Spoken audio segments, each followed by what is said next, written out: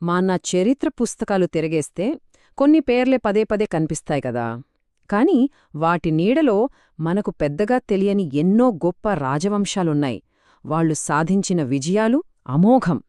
అలాంటి ఓ శక్తివంతమైన కాని మరుగునపడిన వంశమే విష్ణుకుండినులు. వాళ్ల కథేంటి, వాళ్ల వారసత్వం మనకేం చెప్తోంది, వాళ్లు చరిత్ర గతిని ఎలా మార్చారో ఈరోజు మనం తెలుసుకుందాం. ఒక్కసారి ఆలోచించండి. ఒకే రాజవంశం ఒకే సమయంలో దక్షిణ భారతదేశంలోనే మొట్టమొదటి హిందూ గుహాలయాలను తొలిచింది, తమకంటూ ప్రత్యేకమైన నాణ్యాలను ముద్రించింది. అంతకంటే ముఖ్యంగా మన తెలుగు భాషలో మొట్టమొదటి వాక్యాన్ని రాగిరేకులపై నమోదు చేసింది. ఇదెలా సాధ్యం? ఇది యాదృచ్ఛికంగా జరగలేదు. దీని వెనుక ఒక పక్కా ప్రణాళిక, ఒక విజనుంది. ఆ రహస్యమేంటో ఇప్పుడు చూద్దాం. సరే, మరి వాళ్ల సామ్రాజ్య రహస్యాల్లోకి మనం అడుగుపెడదాం. ముందుగా వాళ్ల పరిపాలన అనే పునాది ఎంత బలంగా ఉందో చూద్దాం. ఆ పునాది మీద వాళ్ళు ఎంత పెద్ద ఆర్థిక సామ్రాజ్యాన్ని నిర్మించారో పరిశీలిద్దాం. తర్వాత ఆ సంపదతో విలసిల్లిన వాళ్ల సమాజం, వాళ్లు మాట్లాడిన భాష, వాళ్ల న్యాయ వ్యవస్థ గురించి తెలుసుకుందాం. చివరిగా వాళ్ల నమ్మకాలు, వాళ్లు రాళ్లపై చెక్కిన అద్భుతమైన వారసత్వం వరకు మన ప్రయాణం సాగుతుంది. రైట్. ఇక మొదటి భాగంలోకి వెళ్దాం. రాజ్యం మరియు పరిపాలన. ఏ గొప్ప సామ్రాజ్యానికైనా దాని పరిపాలనా వ్యవస్థే వెన్నెముక. ఈ విషయంలో విష్ణుకుండినులు చాలా పక్కాగా ఉన్నారు. వాళ్ల విజయం వెనుక ఉన్న ఆ అడ్మినిస్ట్రేటివ్ పవర్ ఏంటో ఇప్పుడు చూద్దాం. ఇంత పెద్ద రాజ్యాన్ని వాళ్లు ఎలా కంట్రోల్ చేశారు? చాలా సింపుల్, కానీ చాలా ఎఫెక్టివ్ పద్ధతి వాడారు. ఎలాగైతే ఇప్పుడు మన దేశాన్ని రాష్ట్రాలుగా, జిల్లాలుగా విభజించామో, వాళ్లు అప్పట్లోనే తమ రాజ్యాన్ని రాష్ట్రాలు, విషయాలుగా విభజించారు. అంటే పాలన అనేది పైపైన కాకుండా ప్రతి ఊరి జనానికి అందేలా చూసుకున్నారన్నమాట. ఇది వాళ్ల పరిపాలనా దక్షతకు ఒక చక్కటి ఉదాహరణ. ఈ టేబుల్ చూడండి ఒకసారి. ఇది ఊరికే అధికారుల లిస్ట్ కాదండి. ఇది వాళ్ల పర్ఫెక్ట్ ప్లానింగ్కి ఒక సాక్ష్యం. ఏనుగుల సైన్యానికొక ఆఫీసర్, కాల్బలానికి మరొకరు, భూమిని కొలిచి పన్నులు వేయడానికి ఒకరు, చివరికి ప్రభుత్వ రికార్డులను భద్రపరచడానికి కూడా ఒక స్పెషల్ ఆఫీసర్. అంటే ప్రతి చిన్న విషయానికి కూడా ఒక డెడికేటెడ్ వ్యవస్థ ఉండేదన్నమాట. వాళ్లది కేవలం రాచరికం కాదు, ఒక పక్కా బ్యూరోక్రసీ. సరే, పరిపాలన పక్కగా ఉంటే ఆటోమేటిక్గా ఏమవుతుంది? డబ్బులొస్తాయి, ఆర్థిక వ్యవస్థ బలంగా మారుతుంది. ఇప్పుడు విష్ణుకుండినుల ఖజానాను నింపిన వాణిజ్య రహస్యాలేంటో తెలుసుకుందాం. అసలు వాళ్ల సంపదకు మూలమెక్కడుందో చూద్దాం. వాళ్ల ఎకానమీలో ఒక బ్యూటిఫుల్ బ్యాలెన్స్ ఉండేది. ఒకవైపు ఊర్లు తమకు కావలసినవన్నీ పండించుకుంటూ స్వయం సమృద్ధిగా ఉండేవి. కాని వాళ్లు అంతటితో ఆగలేదు. వాళ్ల చూపు సముద్రాలు దాటింది. రోమ్, గ్రీస్, ఆగ్నేయాసియా దేశాలతో వాణిజ్యం చేశారు. రెండవ మాధవవర్మను త్రిసముద్రాధిపతి అని పిలిచేవారు. అంటే 3 సముద్రాలకు అధిపతి అని అర్థం. అది కేవలం బిరుదు కాదు, వాళ్ల ప్రపంచ వాణిజ్యానికి అదొక తిరుగులేని నిదర్శనం.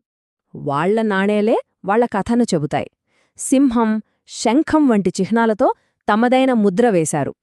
కాని అసలు కిక్కేంటంటే, వాళ్ల రాజ్యంలో పురావస్తు తవ్వకాల్లో రోమన్ చక్రవర్తి కాన్స్టాంటైన్కు చెందిన ఒక బంగారు నాణెం దొరికింది. దీనర్థమేంటి?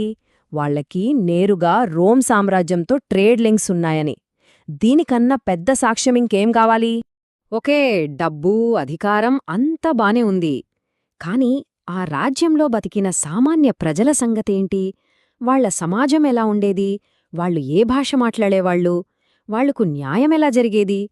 ఇప్పుడు ఆ విషయాల్లోకి వెళ్దాం. వాళ్ల సమాజంలో వర్ణవ్యవస్థ ఉండేది. కాని అదే సమయంలో కుటుంబ విలువలకు, ముఖ్యంగా పెద్దల పట్ల గౌరవానికి చాలా ప్రాధాన్యత ఇచ్చేవాళ్లు. దీనికి బెస్ట్ ఎగ్జాంపుల్ ఏంటంటే, స్వయంగా చక్రవర్తి మాధవవర్మ తన తల్లిదండ్రుల పాదాలను పూజించేవాడని శాసనాలు చెబుతున్నాయి. రాజైనా సరే తల్లిదండ్రుల ముందు తలవంచాల్సిందే అని ఒక గొప్ప సంస్కృతి వాళ్లది. ఇప్పుడు చూడబోయేది తెలుగు వాళ్లందరికీ చాలా స్పెషల్. జస్ట్ కొన్ని పదాలే, విజయరాజ్య సంవత్సరంబుల్. కాని తెలుగు భాషా చరిత్రలో ఇదొక మైలురాయి. అప్పటిదాకా అధికార భాషగా సంస్కృతమున్నా, ఒక రాగి ఫలకంపై దొరికిన ఈ వాక్యమే మన తెలుగు భాషకు దొరికిన మొట్టమొదటి లిఖిత ఆధారం. మన భాషా ప్రయాణం ఇక్కడినుంచే అధికారికంగా మొదలైందన్నమాట. చట్టం ముందు అందరూ ఒకటేనా? రాజు కొడుకు తప్పు చేస్తే శిక్ష పడుతుందా, పడదా?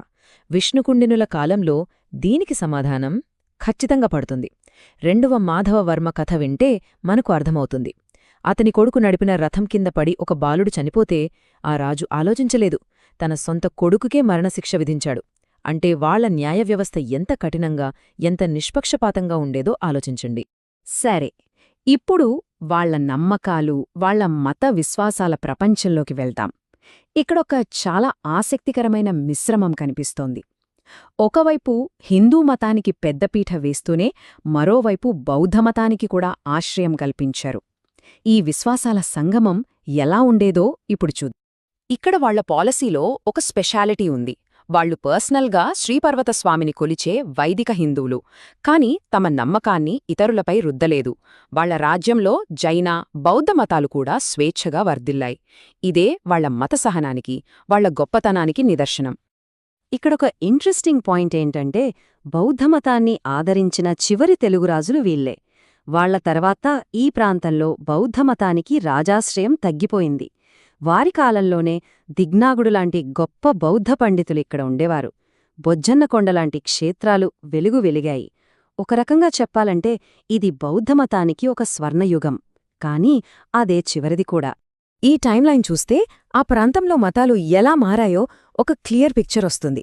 ఒకప్పుడు జైన కేంద్రంగా ఉన్న శ్రీశైలం విష్ణుకుండినుల కాలంలో ఒక శక్తివంతమైన శైవక్షేత్రంగా మారింది. అదే సమయంలో బౌద్ధంలో కొత్త శాఖలు రావడం, కొన్ని ఆచారాలు మారడం వల్ల దాని ప్రాబల్యం తగ్గింది. చివరికి హిందూ మతం బుద్ధుడిని విష్ణువు అవతారంగా స్వీకరించడంతో బౌద్ధం మెల్లగా హిందూ మతంలో కలిసిపోయింది. ఇప్పటిదాకా మనం మాట్లాడినవన్నీ వాళ్ల పాలన, వాళ్ల నమ్మకాలు. కాని ఇప్పుడు మనం మాట్లాడబోయేది వాళ్లు మనకోసం వదిలివెళ్లిన ఒక అద్భుతమైన వారసత్వం గురించి. రాళ్లమీద చెక్కిన వాళ్ల చరిత్ర, మనం ఈరోజుకీ చూడగల, తాకగల వాళ్ల గొప్పతనం. విష్ణుకుండినులు గుళ్ళు కట్టడమే కాదు, గుడి కట్టే స్టైల్నే మార్చేశారు. గర్భగృహం, ముఖమండపం, అర్ధమండపం ఈ నిర్మాణం వాళ్లు తీసుకొచ్చిందే. ఇది భవిష్యత్తులో దక్షిణ భారతదేశంలో కట్టిన వందలాది దేవాలయాలకు ఒక బ్లూ ప్రింట్లా మారింది. ఒక టెంపుల్ ఆర్కిటెక్చర్లో కొత్త ట్రెండ్ని సెట్ చేశారన్మాట. వాళ్ల టాలెంట్కి సాక్ష్యాలు కావాలంటే ఈ రోజుకి మనం చూడగల ప్రదేశాలు ఇవి: మొగల్రాజపురం గుహలు, ఉండవల్లి గుహలు, భువనగిరి కోట. ప్రతి నిర్మాణం ఒక అద్భుతం. వీటిలో అత్యంత ప్రసిద్ధమైన గుహాలయాల గురించి ఇప్పుడు కొంచెం వివరంగా తెలుసుకుందాం. మొగలరాజపురంలో మనకు 5 గుహలు కనిపిస్తాయి. అందులో 5వ నెంబర్ గుహ చాలా స్పెషల్. దాన్ని శివతాండవ గుహ అంటారు. ఇక్కడొక అరుదైన అర్ధనారీశ్వర విగ్రహం ఉంది. అంటే సగం శివుడు, సగం పార్వతి. వాళ్ల శిల్పకళ నైపుణ్యానికి ఇదొక మచ్చుతునక. అలాగే అష్టభుజ నారాయణస్వామి లాంటి విగ్రహాలు కూడా ఇక్కడి ప్రత్యేకత. ఇక ఉండవల్లి, అబ్బో, ఇవి మామూలు గుహలు కావు. ఒక్కే కొండని ఒక అద్భుతమైన శిల్పంగా మార్చేశారు. లోపలికి వెళ్లగానే మనకు కనిపించే భారీ అనంత పద్మనాభస్వామి శయన విగ్రహం చూస్తే మాటలు రావు. ఇక గుహ బయట ముఖద్వారం మీద ఉత్పత్తి పిడుగు అనే బిరుదు కనిపిస్తోంది. ఇది వాళ్ల శక్తికి, వాళ్ల సంతకానికి నిదర్శనం. సో ఫైనల్గా విష్ణుకుండినుల వారసత్వాన్ని ఒక్కసారి చూస్తే వాళ్లు కేవలం ఒక రాజ్యాన్ని పాలించలేదు, ఒక స్థిరమైన పరిపాలన ఎలా ఉండాలో చూపించారు. మన ప్రాంతాన్ని ప్రపంచ వాణిజ్య పటంలో పెట్టారు. మన తెలుగు భాషకు లిఖిత చరిత్రను ప్రారంభించారు. హిందూ దేవాలయ నిర్మాణంలో ఒక కొత్త విప్లవాన్ని తీసుకొచ్చారు. వాళ్ల ప్రభావం ఈరోజుకి మన సంస్కృతిలో సజీవంగా ఉంది. సో ఇదండి విష్ణుకుండినుల కథ. ఈ కథ చివరిలో మన ముందు ఒక పెద్ద ప్రశ్న మిగిలిపోతోంది: అధికారం, నమ్మకం, సంస్కృతి ఈ మూడు ఒకదానితో ఒకటి ఎలా ముడిపడి ఉంటాయి? ఈ మూడింటినీ బ్యాలెన్స్ చేస్తూ ఒక స్వర్ణయుగాన్ని ఎలా నిర్మించవచ్చు? విష్ణుకుండినుల చరిత్ర ఈ ప్రశ్నకు సమాధానం వెతకమని మనల్ని ప్రోత్సహిస్తుంది. వాళ్ల గతం నుండి మనం నేర్చుకోవాల్సిన పాఠాలు నిజంగా చాలా ఉన్నాయి.